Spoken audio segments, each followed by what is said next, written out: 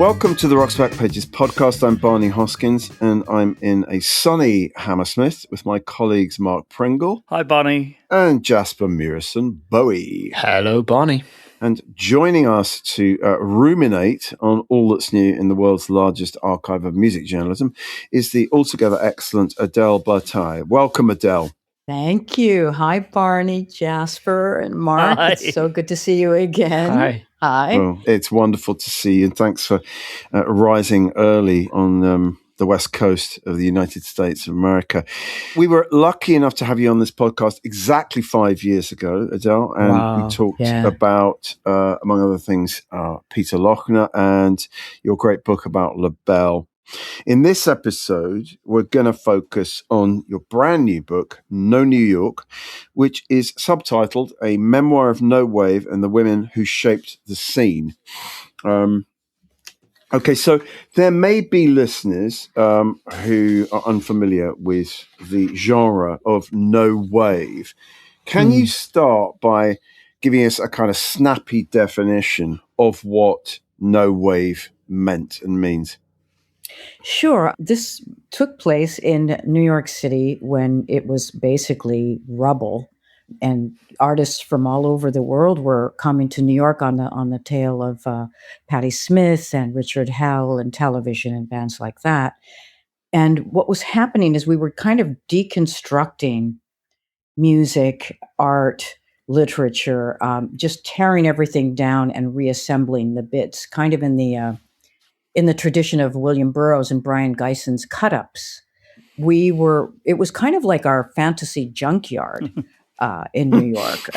It really did kind of look like, London after the Blitz. There were basically landlords were setting their buildings on fire for the insurance money. And we were finding apartments for $80 a month. Yeah. So we could live. Economics had everything to do with us being able to be truly explosive and creative in our work, because we didn't have to work corporate jobs. We could maybe do one show a week and be able to pay our rent.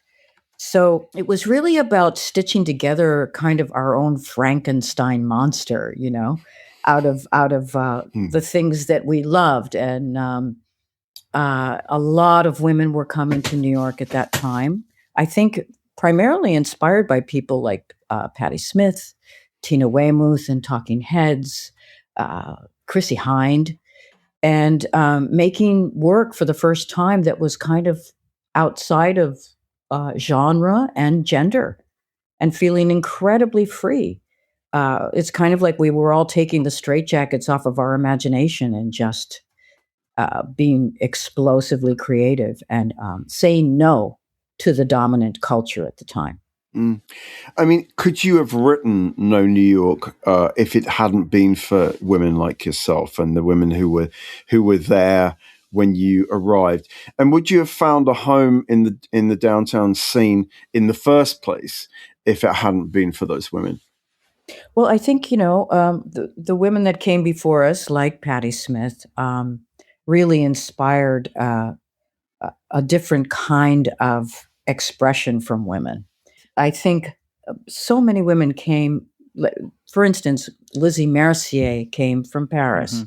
There was Ikwe Mori, who played drums in DNA. It was the first time women were playing in bands with men as equal progenitors, in this scene. And it was, in that aspect, it was revolutionary.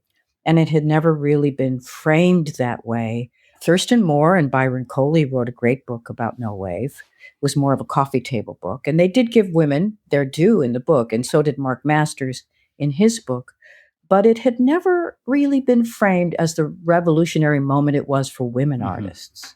Yes. So I thought it was really important to write the book. I mean, I've been working on this book for 10 years, off and on. I mean, it's the last of a trilogy of memoirs, and then I'm sick of writing about myself. And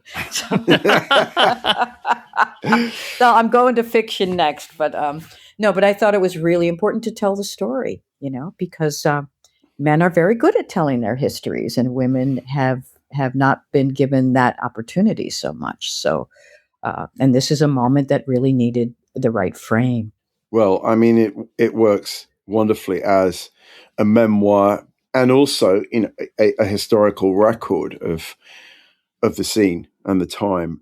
Thank you. Thanks. Is there a paradox in the fact that you all, when I say you all, I mean you and other women, found sanctuary in an environment that on the surface of things was so inhospitable and unforgiving? It did feel inhospitable and unforgiving because of the environment and the poverty and the just the shambles. And it was dangerous. But for some reason, I think because there were so many of us women, we inspired each other towards a camaraderie and a fearlessness that held us, so that we didn't feel we were in danger. And I think the men in the scene were very inspired by us. It's almost like they had to take further risks because of, oh my God, look at what the women are doing. We better step up. So it was it was like a really nice synchronicity between the men and the women. And not to say that there wasn't some misogyny here and there, and as I describe in the book, but yes, there was a fearlessness and a camaraderie that I still wish that I saw more of it. I think it's changing now because women have been so under assault recently. Yeah. The messages, that they're being given by politics, especially in this country. So I think, hopefully this is will be inspirational too, for women to step up and tell their stories and kind of fight the powers that be, because we're really under attack right now. For sure. Was No Wave in part a revolt against punk rock? In other words, like the half generation who were forming bands before you guys, and maybe also a revolt against the sort of legacy of Andy Warhol's Factory as well, all these kind of previous transgressions. You were sort of transgressing against the transgression in a way. Yeah, that's true. That's a great way of putting it. Yeah. Well, there's a famous quote, I think I cited on the podcast recently, I can't remember what context, but that Lydia Lunch, bless her soul, described Patti Smith as a sort of a kind of barefoot hippie or something, sort of a hippie with dirty feet, and I like that there was this kind of like two fingers towards the very bands who'd been giving two fingers to the previous like 70s, stadium bands. I mean, but did it feel like you were going, okay, so television, Patti Smith and Ramones were great, but this we're kind of knocking those statues over already? Right. Well, I think Lydia knocked over every statue that ever existed. Yeah, that's right. Give her a statue. Invite her to Trafalgar Square, and she'll knock the noggin off of it. But I think Patti Smith was a bit different. But in punk rock in general, if you look at the musical sensibility of punk rock, it was very much a 3-chord progression. Mm-hmm. And there were bands that were more political, like The Clash, which we all loved, also because of their embrace of reggae. But I think what we wanted to do was disturb all of those kind of musical paradigms that had come before us, including funk and African music. And we were putting I can talk from the Contortions point of view.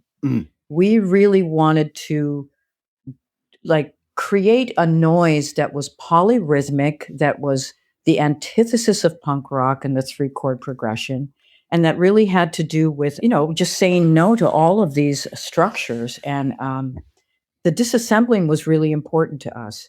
It was kind of like a brutalist moment. We were all reading Antonin Artaud and his theater of cruelty, and Suicide. The band Suicide was probably, I think of them as the forerunners of No Wave, because again, it was just it had nothing to do with typical rock and roll or 3-chord progressions.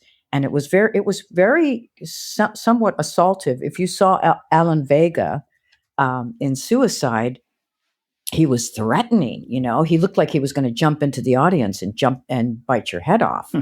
And I think that really inspired James Chance into this theater of the absurd and of shocking the audience, into a wakefulness of this kind of sleepwalk through the culture, the commodifications of culture, the just the banality of it. And, it was very explosive that way. And musically, I mean, if you listen to No New York, there was absolutely nothing like it. It was taking shards of noise and putting them together in these kind of odd, schizophrenic puzzle pieces. And nobody had ever seen anything like that. Yeah, we were listening to it in the office yesterday. And it was a riveting experience. I mean, all of it's 4 artists, isn't it, on that album? 4 bands, yeah. I mean, bits of it sound like sort of free improvised playing and so on and so forth. There's this just extraordinary range of stuff, but everything is very right in front of you, in this really powerful way. It's a great record. I wanted to ask, sort of piggybacking on that, I was similar because we were listening, as Mark said, and bits of it do remind me, particularly with the saxophone, of things happening in free jazz at similar kinds of times. And I was wondering whether that was a conscious thing where you guys would have heard that and then gone, okay, we can incorporate this, or whether it's sort of two, whatever you call it, parallel evolution kind of thing.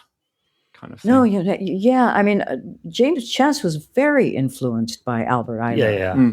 And I didn't know it at the time, but I was playing clusters on the keyboard. I was playing the keyboard very percussively, the antithesis of melodically. And I had discovered through Stanley Crouch, actually, the jazz critic, that I was playing clusters, and that this was something that Sun Ra had developed. Right.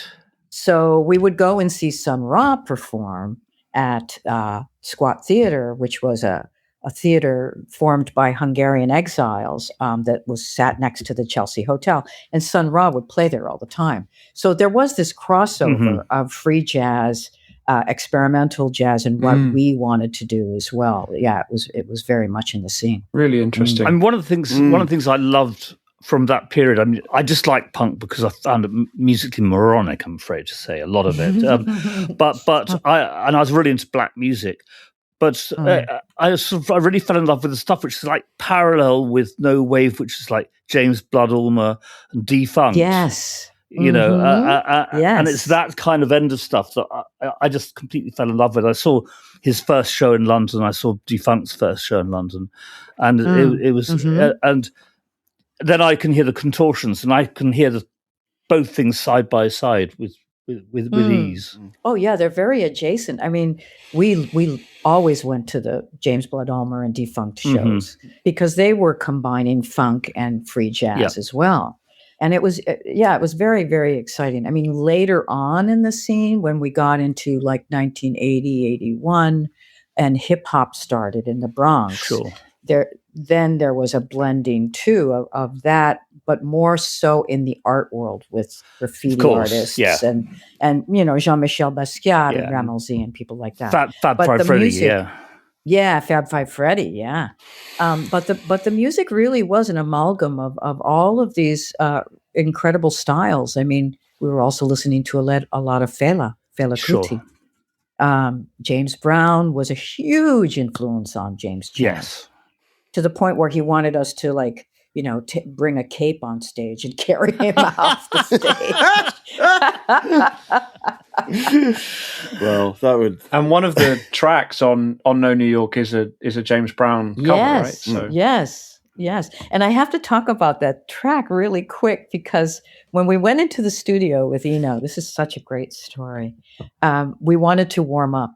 We had never played that song before.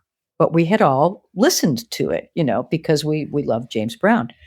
And he, instructed us to warm up, do a song to warm up. We didn't know he was recording. And we played that song like, our blood was boiling, because we were so excited to be in the studio with Brian Eno. And after we had just, hit that last squeal on Pat Place's guitar, Eno came into the studio and he goes, "Oh, very interesting. I recorded that." Yeah, that's the first rule for a producer or an engineer is put a machine into record.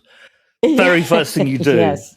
That was great. Fantastic.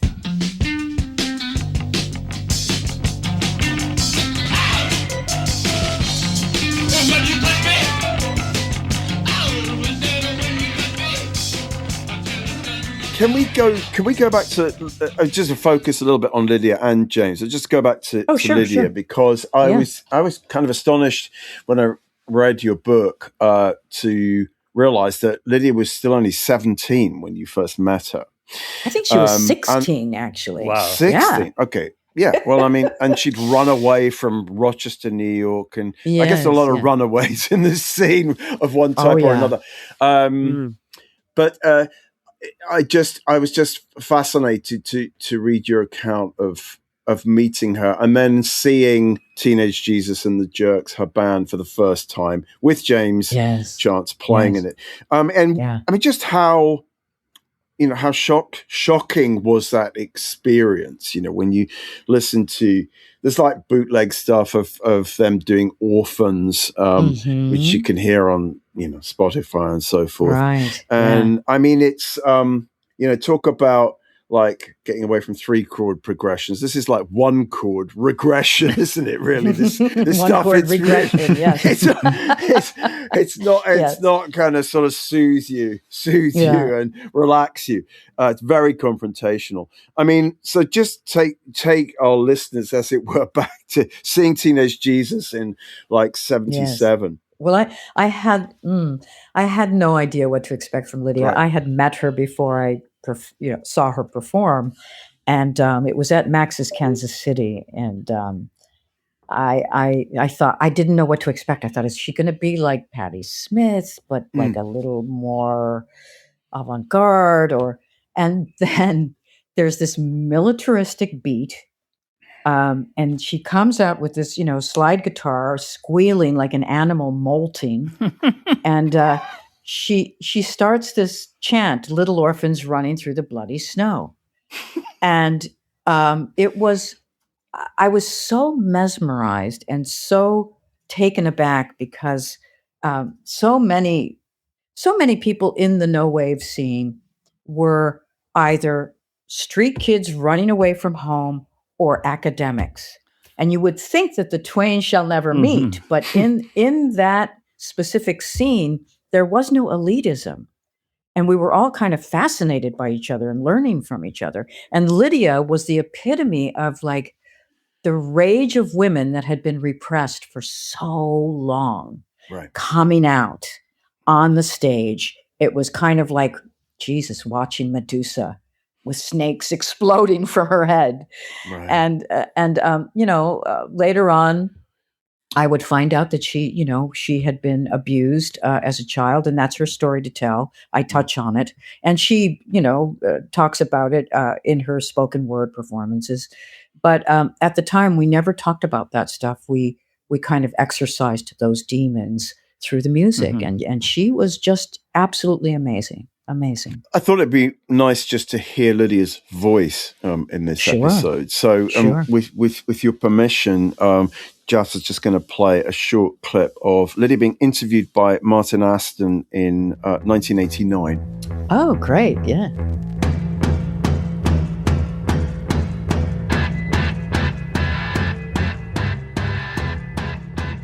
Did music lack something that the spoken word performance gives you? Yes, the ability to hear the lyrics. Is it just that simple? Well, the lyrics were the thing that started me creating in a musical format. I didn't know at 17, or wasn't interested when I started Teenage Jesus, to just get in the direct verbal route. Also, the lyrics dictated the music. The rhythm of the lyrics dictated the music, which is why it was very percussive in the beginning. And so the words were always the most important thing to me. And I still, I had Harry Cruz last year with Kim Gordon of Sonic right. Youth. I mean, it's not like I've stopped music, but I prefer to make music that isn't, that cannot transport live to the stage, like Stinkfist, which, yes, was performed a few times, but I prefer making records that, I just don't make records and tour them. It doesn't interest me.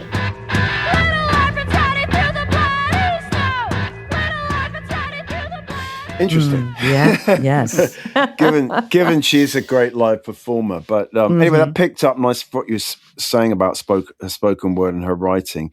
I tell you what, why don't we also hear the voice of your old boss, James Chance? I think you'll be amused by this. Yeah. It's James talking to Steve Rosa in 1995. So Jasper, if you'd kindly play that for us as well.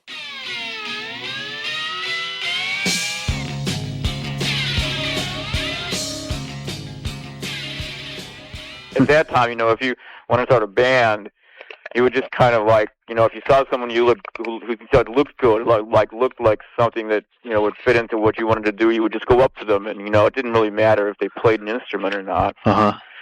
And then I had the other guitarist was this guy James Nair, is an English guy who was really more mainly an artist, and he was playing like a little a guitar that was really like a toy guitar, like from Sears. It wasn't even like a full size electric guitar. It was like a half size little toy guitar. And that band was sort of that was more of a real like no wave sounding band. It's just really just noise, But then the Japanese guys had to go back to Japan, and their visas ran out, and James Nares he decided to leave. So, and then Adele Bertei was on organ, and she had just moved here from Cleveland, and she was a friend of Bradley Field, who was the drummer in Teenage Jesus when I was in it, and so she just came around one time when we were rehearsing, and I had this organ, and I just like recruited her to play organ. She'd never played organ in her life before.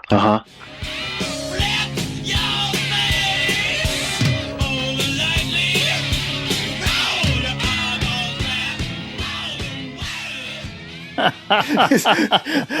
love this Very sort of kind of qualifications for playing in no-wave bands, basically. Well, here's another anecdote about why he wanted me to play in the band. He after he had seen me I sat down on a drum with him once at Lydia's loft, but then he saw me at CBGB's and he walked up to me and he goes, "You look like a little pimp. I think you should play in my band." So, and I was quite boyish and had quite swagger in those days. So, but it was quite funny. And I had never. It's true, I'd never played organ before. Well, but I love the sound of your playing on the No New York album. I mean, you talk about those clusters. I mean, they're such an important feature of those Contortions tracks. I absolutely love the book, and your report of the sort of the disintegration of the Contortions is really extraordinary. And I forget her name. His manager, Anya. That's right, Anya. Yeah, and how they went in one direction, and the rest of you were going in a different direction. It was quite a bitter dispute, wasn't it? Is that fair to say? It was. I mean, it's very complex, and and unfortunately, drugs were involved, and it was a time when, not to get into politics, but there was about 200 of us downtown at the time making extraordinary, revolutionary work, and suddenly the whole Lower East Side and the East Village was flooded with heroin, and it was really cheap. And this is exactly what they did in Harlem. When things were getting what they deemed too out of control. And so drugs were so cheap and everywhere. And people succumbed to, the tears of the poppy. Yeah. And that just kind of, that's the road to ruin, really. It was very unfortunate. And I think Anya wanted James to be a star, and the players became diminished, and in terms of just ideas and money and all the rest. And it finally just everybody eventually left. I was, I think, the first to leave, actually. Yeah. You talked about your androgynous appearance, and that maybe wanted to ask what you think Brian Eno. Sorry, made me want to ask what you think Brian Eno made of you when you showed up at his door wearing a Boy Scout uniform in April 1978.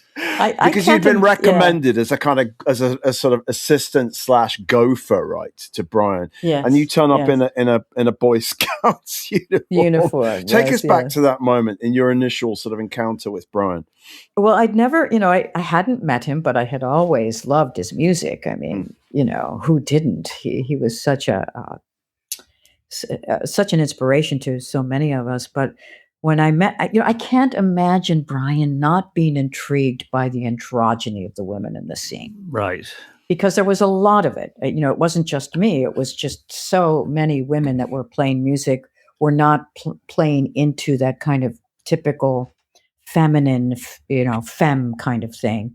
And so I think he was pleasantly surprised to encounter women that didn't play into that stereotype, really.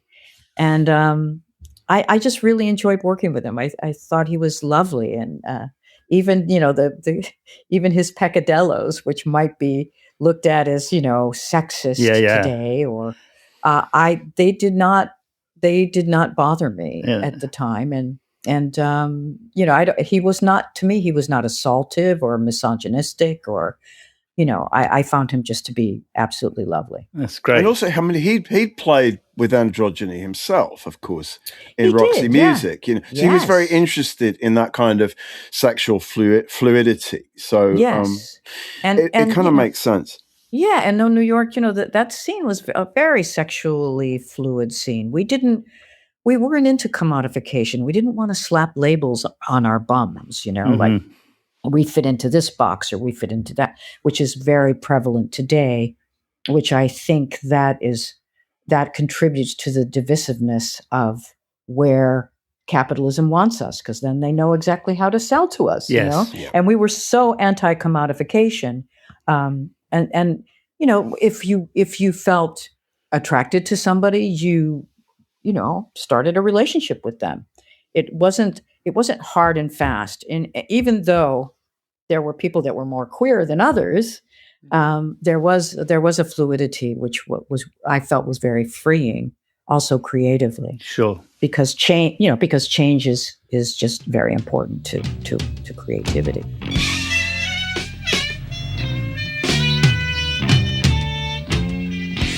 You were talking about Anya Phillips, you and Mark, a moment ago, and I wanted to just ask, just sort of quickly, what are your memories of the Mud Club, the legendary Mud Club, which I think Anya had quite a part to play in launching that club?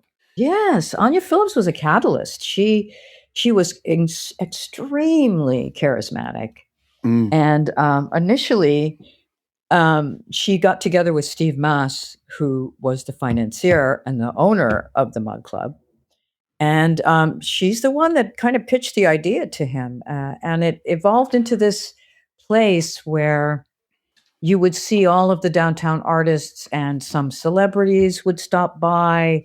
The music was incredible. It was a small dance floor, but people really worked it out on the dance floor. And it was quite a scene. I mean, sometimes there was a certain doorman that would take payoffs to let kind of like Wall Street button-down shirt guys in who wanted to kind of see how the other half lived. You mentioned a few of those. Yes. But I remember some of the most ecstatic dance moments of my life of being at the Mud Club, or listening to I Zimbra by the Talking Heads and dancing to that, or it was just a great, great moment. And I'm sorry that it didn't last longer than it. I think it was only open for about 3 or 4 years. Yeah. Can I jump in with a question that, even though we're a music podcast, I really enjoyed the section on Kiki Smith in the book. And I wanted to just ask what you feel like the impact or the exchange was between the visual arts and the music and within the scene, and just talk about that a little. Yeah, well, again, we were so against genre or discipline, as people call it now. People were cross-collaborating all the time. Kiki Smith made a great film called Cave Girls. So she wasn't just doing her art. And at the time, she was seeing Jody Harris, who was the guitar player in the Contortions. And Kiki is a brilliant, brilliant artist. And so many women artists came out of that scene where they were initially inspired to make work. For instance, Kathy Acker, Jenny Holzer, Catherine Bigelow. Her first film was called The Setup, which was absolutely brilliant. And we did this thing called the Nova Convention in 1978 that I covered for the New York Rocker. I think you might have read about that in the book, but there were a lot of women involved in that, like Laurie Anderson and Julia Hayward. And, it was very fluid. People were making art and Ann Magnuson was running Club 57. And, that she was a hilarious actress and host. But all of these things, these cross collaborations, people were, people that were musicians were starring in no-wave films, and painters were doing music, like Jamie Nares was originally a painter, and James talked about him a little bit in that clip that you played. But it was incredibly cross-collaborative and very freeing in that way. Great. Since you mentioned New York Rocker, I just wanted to insert here that the featured writer on Rock's back pages when this episode goes out is Roy Trakin, whose name you will remember, I'm sure. Of course. Yeah. Who I got to know pretty well after he moved out to Los Angeles, where he's been for years. He's a very funny and engaging guy. But obviously he was really like on the beat in the no wave era. So there are kind of three pieces that we've picked, and one of them is a review of the 5 nights at the artist's space that it's essentially like prompted the No New York recordings. And I think Brian Eno saw most of those 5 nights and saw the bands. And you even surmise that David Bowie might have come along to one of those nights with Brian. We can't be sure, can we? No, we can't be sure. I know he would appear occasionally at the Mud Club. I remember seeing him briefly for the first Bush Tetras gig, where I was screaming into a microphone at the side of the stage. Yes, you're right about that. That's very funny. So, Bowie was around. He was around. Yeah. And I remember Roy as well. Yeah, the Artist Space performances were amazing. There was a moment where James, when the Contortions were playing, and people were sitting on the floor, and James ran out into the audience in his usual crazy, antic behavior, started kicking someone on the floor. He could be extremely violent. And Robert Christgau was right near him, and he had to wrestle James away. So there was like a wrestling match going on between Christgau and my friend Julia Gorton actually captured a photograph of that. I think it's in the book. Yeah. Oh, that's fantastic. Christgau, I wonder if that gets a mention in this documentary about Christgau that's just come out called The Last Critic.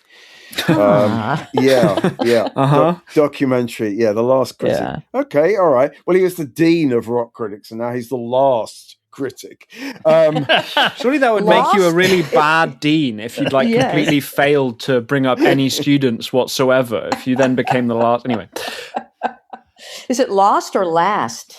Well, no, it is the last, as you folks would say.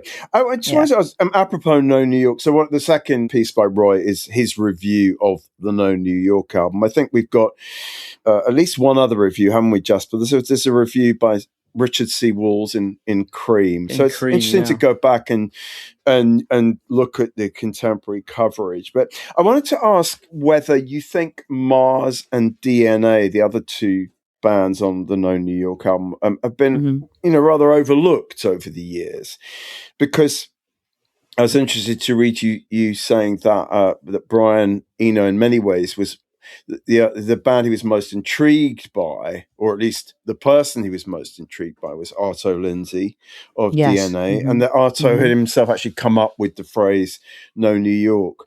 But listening to, I was really struck by Mars. It's not a group I've listened to very much, but the first of their tracks on No New York is strikingly similar to me to the sound of like Joy Division and Martin Hannett's sound, and it made me just wonder whether Hannett probably would have listened to No New York, but it's very Joy Division. That very first, I think it's called Egotist's Kiss or something. No, maybe that's DNA. That's DNA. Yeah. I beg your pardon. No, there's the first of the Mars tracks is called Helen something or other. Fordsdale. Helen Fordsdale. Right. Yeah. I just was amazed by how like Joy Division, Martin Hannett. That's anyway. I mean, they're combined like 6 or 8 tracks are pretty amazing to go back and listen to. Not on Spotify, the album, but it is on YouTube. Yeah. And I mean, you knew Arto and you knew those guys, I think, pretty well, didn't you? You knew Arto a bit? I knew Arto a bit. I mean, we weren't good friends, but I do remember seeing both Arto and Sumner, the lead singer of Mars, for the first time, seeing those bands and thinking, because my mother was schizophrenic and there were moments where she would almost speak backwards. It was very frightening and very captivating. It's like, what the hell is going on here?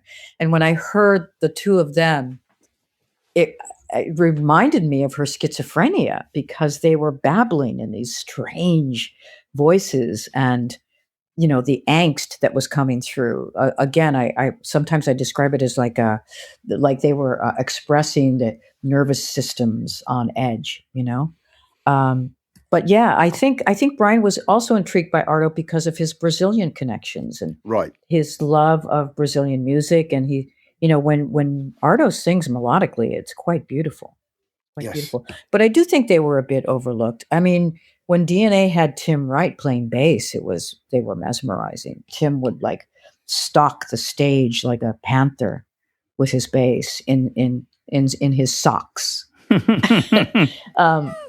But yeah, I think you're right about that. They were overlooked in terms of Contortions and Lydia Lunch.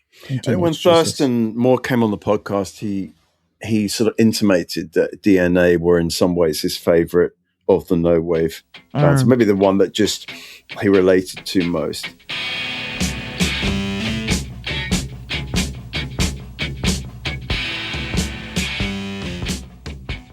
Another quick question: how would you summarize the connection between no wave and Z Records? I mean, there's obviously overlap there, but do those two things kind of knit together in terms of New York at that time? I think so. I mean, Michael Zilka was quite interested in the damage that he saw in the music, and he loved dance music. So and he liked the irony and the darkness of the lyrics. So and this was his idea. I have to give Michael credit for this, of putting together the noise of no wave with a dance beat.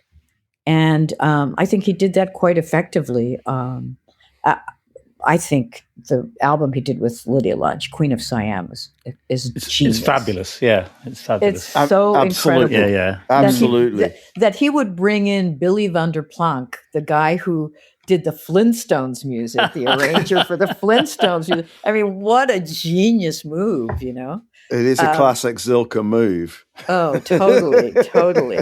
So I do give Michael a lot of credit for bringing the noise into the dance floor. And the August Donnell remix of Contort Yourself, I mean, is just brilliant, isn't it? Yeah, really fun. Yeah. Contort yourself.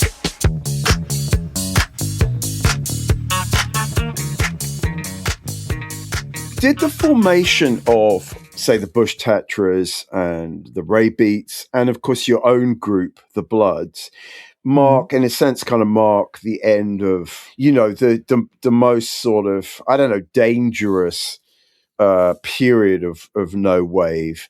What I'm trying to say is it sort of the sound becomes a bit more becomes less abrasive and a bit funkier, maybe. I mean, more I think palatable. Slightly more palatable. I think that's what I'm saying. Yes. I mean, not that either the Bloods or the Bush Tetras were sort of trying to lounge music. Yeah, you weren't making lounge music. No. But I mean, I think there's a point in the book where you kind of say that most of the no wave bands have kind of, have sort of fallen apart, and maybe that it's kind of peaked and it's changed. It's morphing into something just different, really, I suppose. And there's been a lot of damage at that point. There've been deaths, George Scott's overdose, and so forth. Yeah. So tell us about the new kind of phase. I mean, I was lucky enough to see the Bush Tetras. I never saw your band, but I saw the Bush Tetras at the Pyramid Club in 1981. Really loved them, and then Mark and Jasper, big fans of Too Many Creeps is one of my favorite records. Too Many Creeps. Oh, it's great. Yeah, such a wonderful. Great downtown New York anthem, really, isn't it? But I mean, did things feel different, and were people starting to, I don't know, was heroin getting more expensive, for example? Well, I think people were getting off of heroin, thankfully. But we were, no wave was kind of like a supernova. It just kind of shone very brightly and burned out very quickly. And we all started going our own separate ways and doing things that were a bit more musical. It's funny because I mentioned this too in the book, is that when I was leaving work with Brian Eno, I asked him, in terms of no wave, what he thought the next interesting movement of music would be, or what would be the next phase. And he just looked at me and smiled and said, melody. Radical, man. Very radical. And with the Bloods, I had grown up with soul music and R&B, and my first singing experiences were with gospel music. So doing the Bloods was, my wish to return to melodic music, to return to rock and roll with some soul, and put together a women's band that could actually play. And unfortunately, drugs didn't completely disappear from the scene, because again, that was another dissolution that was brought on by drugs. But there's some clips on YouTube of us at the Venus Feldklang Festival in Berlin, and I think you can really tell that we could have been a great band. But again, it was really hard for women at that moment. This is why I ended up signing to a major label, and then Sinead O'Connor and I were both on Chrysalis Records. I could not navigate the commercial music business, and I was so excited that she was able to do that so well, being as rebellious as she was. Yeah, for a period. I think in the end she couldn't navigate it either. Well, no, but she did it successfully for a very long time, and she continued to make brilliant music, I think. We're while being outspoken as well. So that's, we're all fans. I think. And shout out for your Sinead book, obviously, which came out I think last year, Universal Mother. Yeah, Universal Mother. Yeah, where you explore all of this. I mean, it is depressing reading the last few chapters where you are having to compromise, and you're having to sell out kind of, people you've worked with, Brenda, for example, the bass player from the Bloods, and your remorse at that, and you just how bullied you were into Geffen Records and having to just make these fatal compromises as you acknowledge. And I mean, so my my last but one question for you. The others may have other questions. Then I'm just keeping an eye on the clock. But you sang with, two things. You sang with Thomas Dolby on the Old Grey Whistle Test, and you sang with Madonna's old boyfriend, Jelly Bean, on Top of the Pops. And Yes. do you ever think that you could or should have, reached the heights of sort of pop success that like Madonna did? No, because I was an out lesbian. Right. And there was no way that they were going to promote an outspoken lesbian woman at that time period. Yeah. I think I think I had the voice for it. Sure. And I think I had the, I was able to perform in a compelling way. Yeah. But I was not going to shut up. Right. Quite right. I mean, you feature You're Very Audible and Hyperactive by Thomas Dolby, which I think is a fabulous record. That one track, that song is just fantastic. Yeah, it's pretty great. Yeah. Thank you. It's really good. No, I mean, you again towards the end of the book, you talk about how New York is starting to change, money's starting to come in. I mean, this is a process that we're very familiar with here in London, where artists go, money follows. Artists go to places which are cheap, because it's the only way they can function as artists, whether it's having studios or just places to live. Hackney in London, all this sort of process repeats over and over again in major cities. Yes. And of course. Spitalfields. Yeah. I lived in the East End in the early 80s, and these two organizations, Space and Air, their business was finding premises which they could take over either from the local council or whoever and turn into artist studios, and that was their business. So Hackney was a desert in many respects. It was a very, very poor part of London. But, right, I remember. But yeah, exactly. There were artists, there were musicians, all kinds of people congregated there. Now it's such an expensive place to go to. I mean, this is a pattern that we're all familiar with. It's really sad. Yes.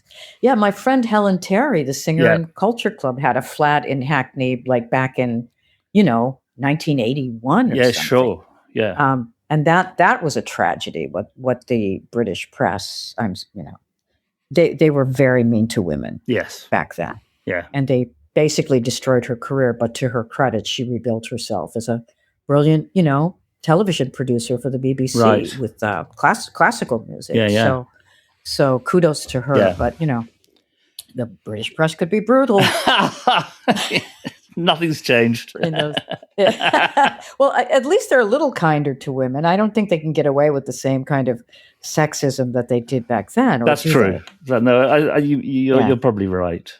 With the vision in my brain and the music in my veins and the dirty rhythm in my blood. So Adele, I mean, a sort of final question, I guess, would be you're pretty much now a full-time writer. I know you still are making music, but how are you finding life as an author and as a writer? How's that treating you? Because it's not really any easier for anyone in this world than being a musician is. But you're doing extremely well and getting fantastic respect and attention for the books you've published. Thanks. Yeah, I love writing.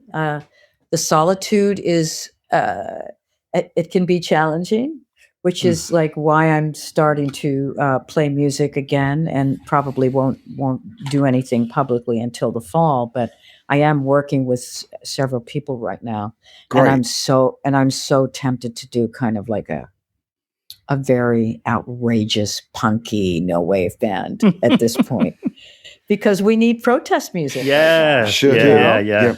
So, you might be hearing from me pretty soon about that. I hope so. We'll see.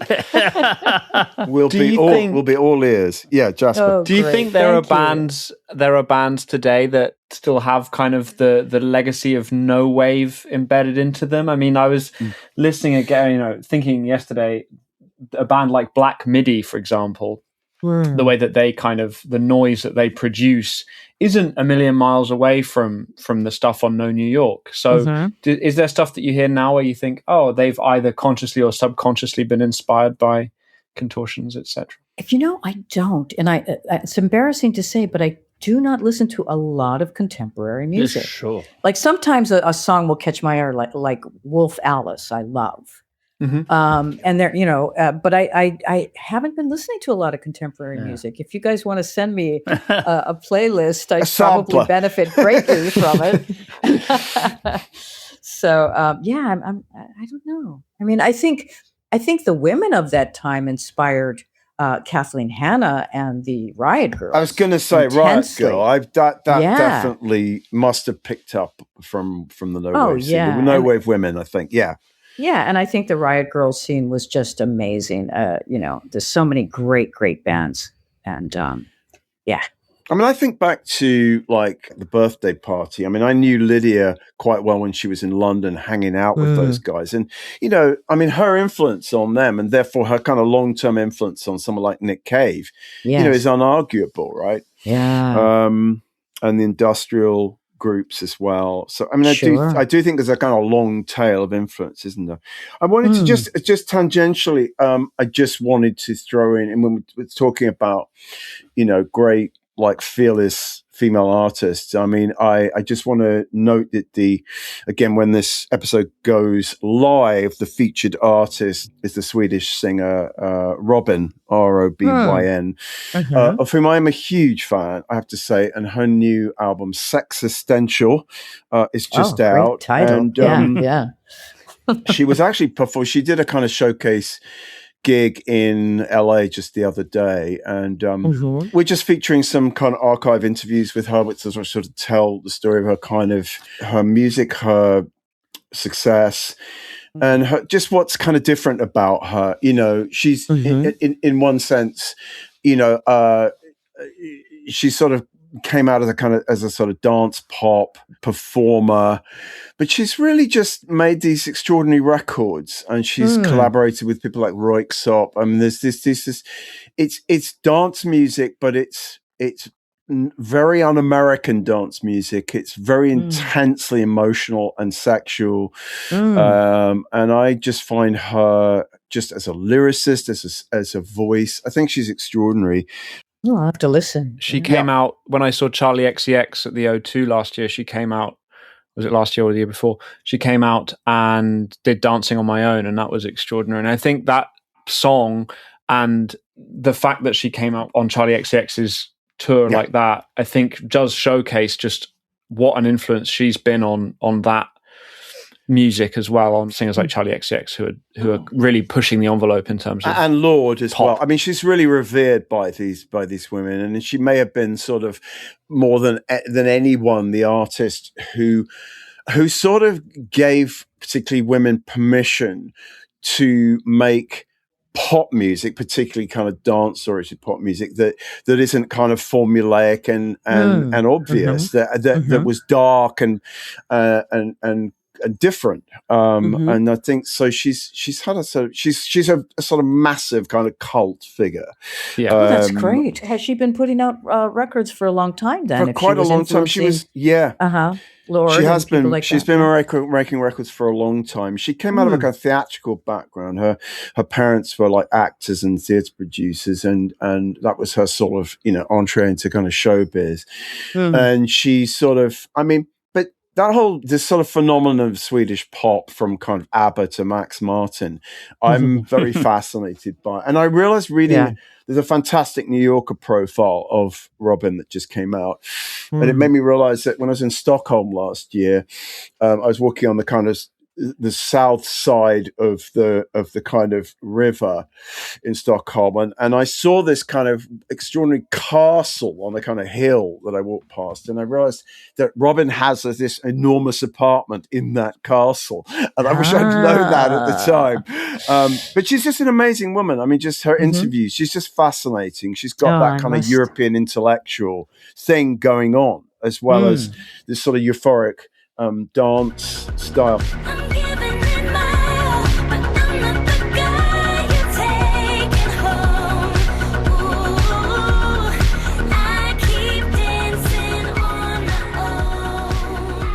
I did just wanted to mention which is nothing to do with anything we've spoken about, the passing of Chip Taylor, who wrote Wild Thing and wrote Angel of the Morning, and I mean those are his two most famous songs, really. Try Just a Little Bit Harder was covered by Janis Joplin. But so the new audio interview that Mark added and edited yesterday by Holger Peterson has gone up, and it's about half an hour long, and he's a very genial and engaging he's a really good storyteller. You know, he can tell a story. And it's an unusual story. He's a guy. I mean, his brother is John Voight. Jesus Christ! Sorry. Trump's ambassador to Hollywood. I mean, let's not go there. No, let's not go there. His original name was Wes Voight, and he changed it to Chip Taylor, and partly because he was like really into country music, even though he kind of grew up and he lived in Westchester County, and he started out in the Brill Building, but he had this kind of secret passion for country music. Wrote Wild Thing, which obviously, was his by far and away. He said that he loved the Troggs especially because there was an American release by a lot of other artists, but he said the Troggs and Jimi Hendrix both got his demo. They captured the sound of his original demo. First of all, the Troggs, and then Jimi Hendrix taking it from the Troggs in a sense. And it's and he talks a lot about gambling. Because he's sort of made as much money, if not more, from betting on horses or handicapping horses. No, he's a professional gambler. I mean, and he disappeared from music for about 10, 15 years, and then came back and started making these kind of Americana records, particularly the ones he made with a female singer called Carrie Rodriguez. And he was still coming over and like playing the Borderline here in London, like probably in the last 5 years he'd still been coming over and doing little gigs like that. But I mean, I just hadn't. I'd never heard him being interviewed before, and it's great. It's a really lovely audio interview for subscribers.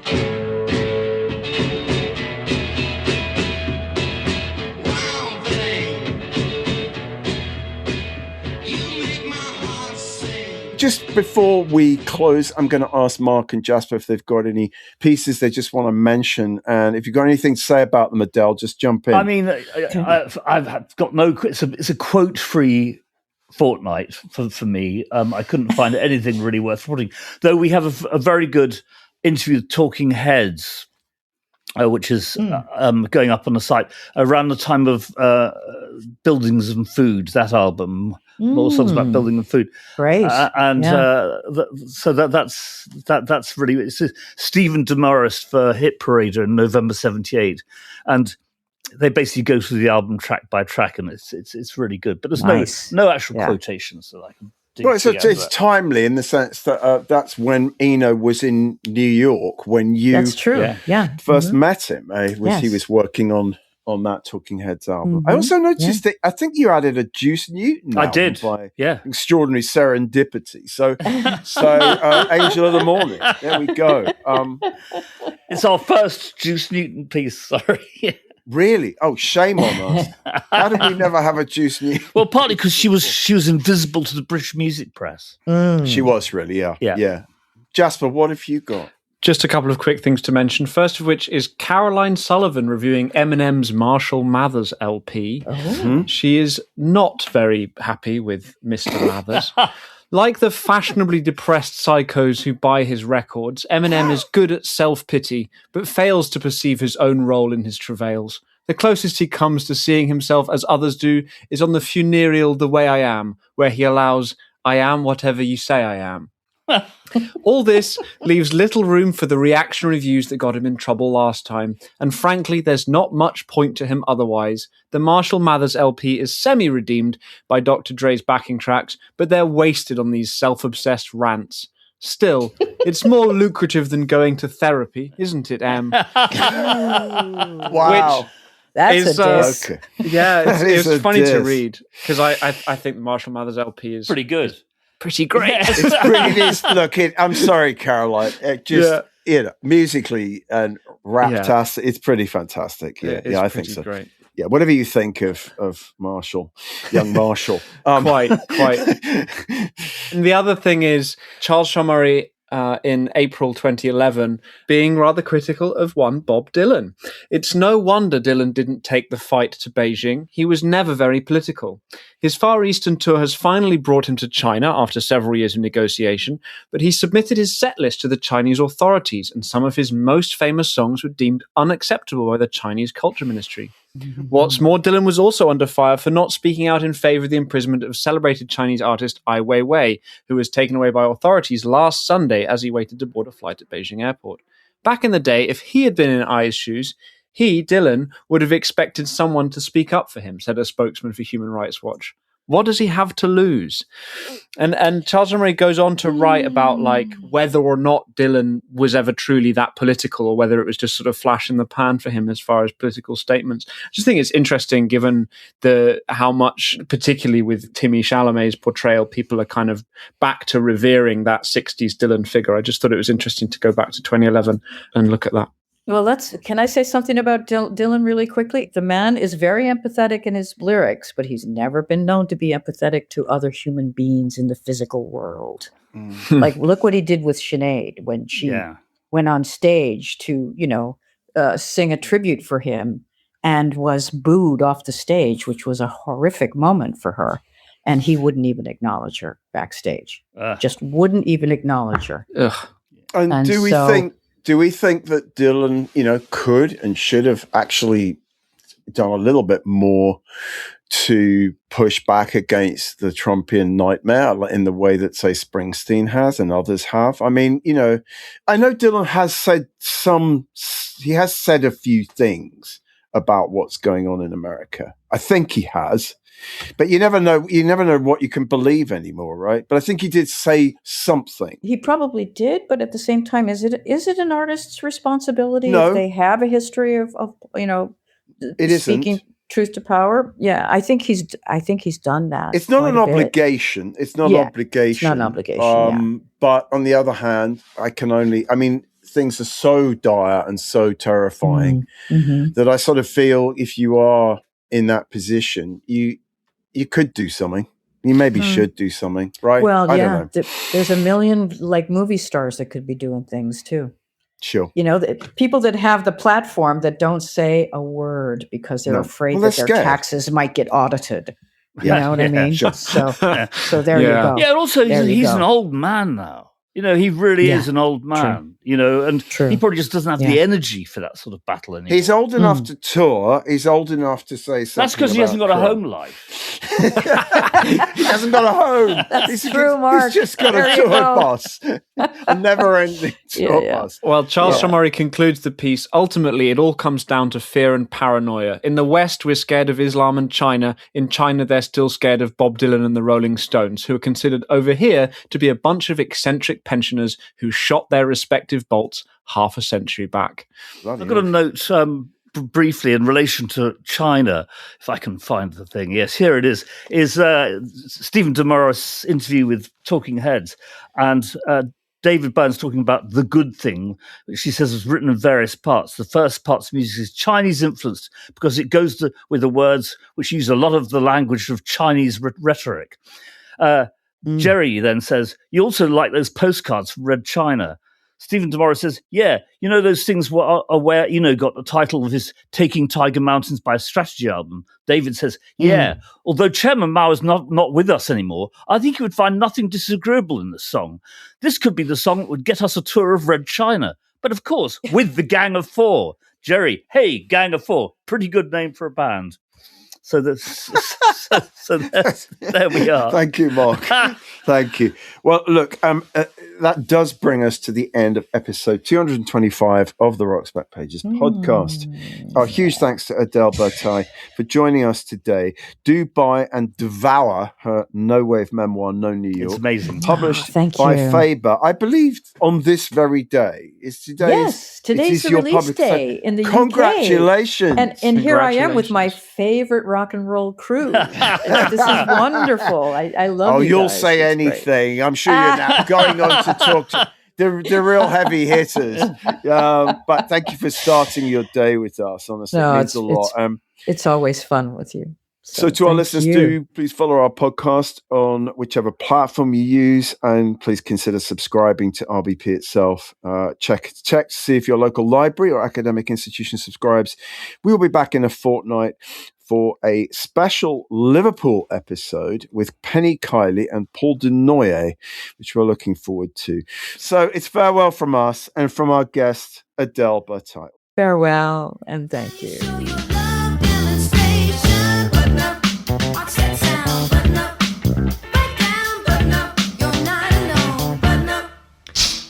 That concludes episode 225 of the Rock's Back Pages podcast. Many thanks to special guest Adele Bertei. No New York, a memoir of No Wave and the women who shaped the scene, is published by Faber and available now from all good bookshops. Those to Barney Hoskins and Mark Pringle, and it was co-hosted and produced by Jasper Murison Bowie. The Rock's Back Pages podcast is part of the Pantheon Podcast Network. You can find thousands of articles, as well as hundreds of full-length audio interviews at rocksbackpages.com.